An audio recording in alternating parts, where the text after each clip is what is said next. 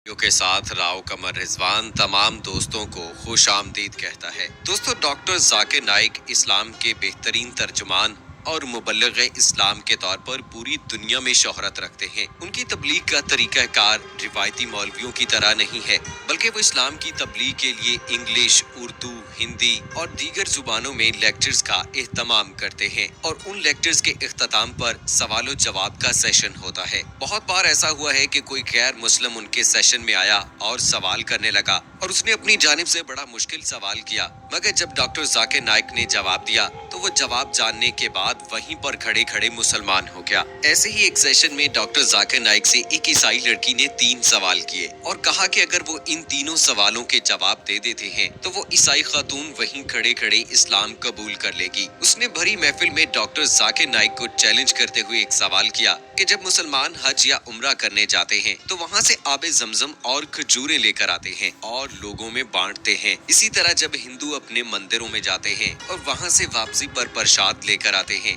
और बांटते हैं, इन दोनों में क्या फर्क है?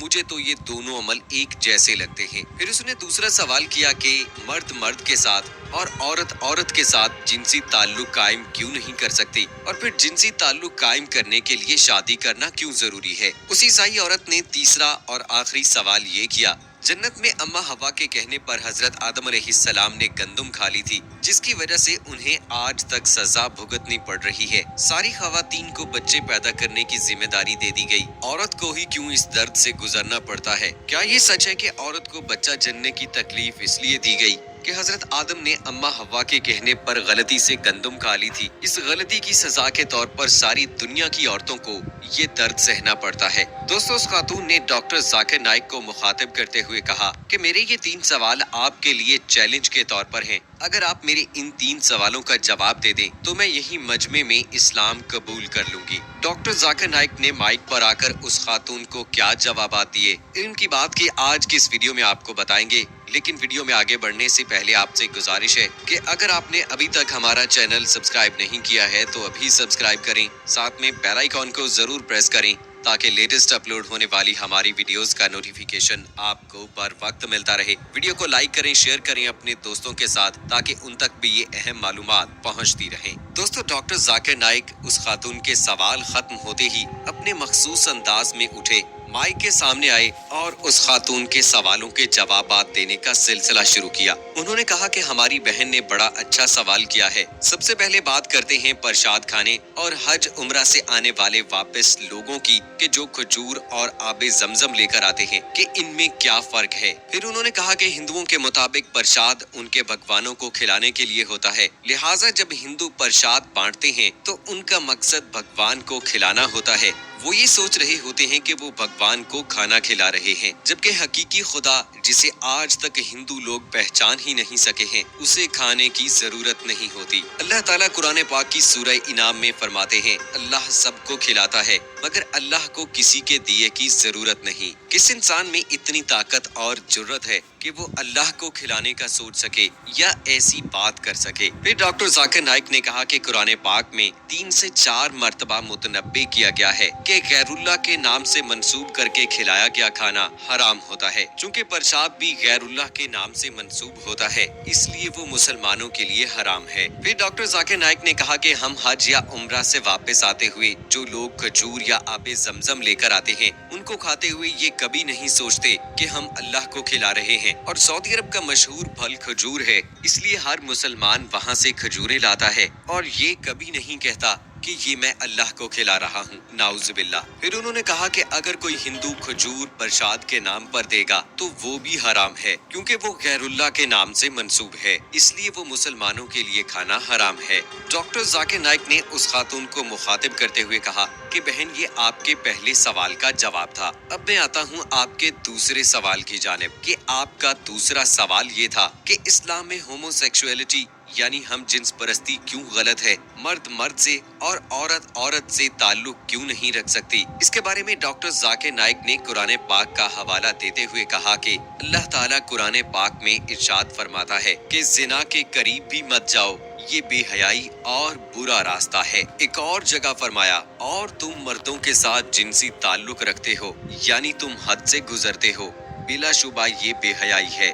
اللہ تعالیٰ نے میاں بیوی کے دلوں میں محبت رکھ دی ہے، بے شک اس میں غور کرنے والوں کے لیے بڑی نشانیاں ہیں، لہٰذا یہ قرآن کی روح سے غلط ہے۔ اس کے علاوہ سائنس کا بھی یہی ماننا ہے کہ انسان بھی ہم جنس پرستی کو ناپسند کرتے ہیں۔ اب یہاں یہ سوال پیدا ہوتا ہے کہ ہم جنس پرست اپنی مرضی سے جو کر رہے ہیں تو ہم اس میں کون ہوتے ہیں بولنے والے، لیکن اللہ تعالیٰ نے اسے منع فرمایا ہے۔ رسول پاک صلی اللہ علیہ وآلہ وسلم نے فرمایا، میاں بیوی کا آپس میں تعلق رکھنا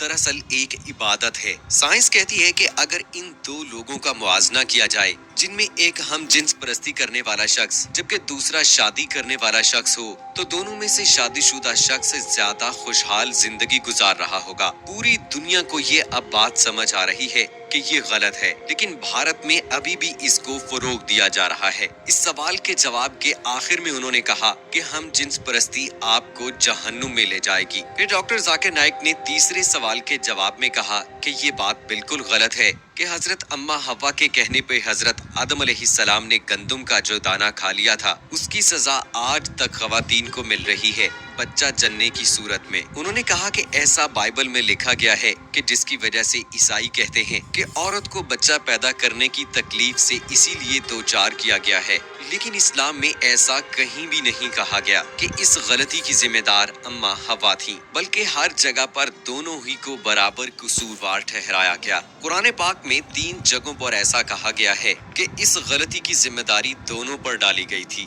مثال کے طور پر ایک جگہ فرمایا گیا کہ ہم نے ان دونوں کو کہا گندم کا دانہ نہیں کھانا، ایک اور جگہ فرمایا دونوں نے اللہ سے معافی مانگی۔ پھر ارشاد ہوا کہ ان دونوں کی غلطی کی سزا کے طور پر انہیں دنیا میں بھیج دیا۔ ہر جگہ پر دونوں کا ذکر ہوا ہے، اکیلی اماں حوا کا نہیں۔ ڈاکٹر ذاکر نائک کا کہنا تھا کہ بائبل میں کچھ تبدیلیاں کر دی گئی ہیں جس کی وجہ سے عیسائی لوگ غلط سمجھتے ہیں، مگر اسلام میں ایسا کچھ نہیں ہے۔ انہوں نے مزید کہا کہ اگر آپ قرآن مجید کا مطالعہ کریں تو آپ یہ جان جائیں گی کہ حمل عورت کے لیے بد دعا نہیں ہے بلکہ خوش قسمتی ہے۔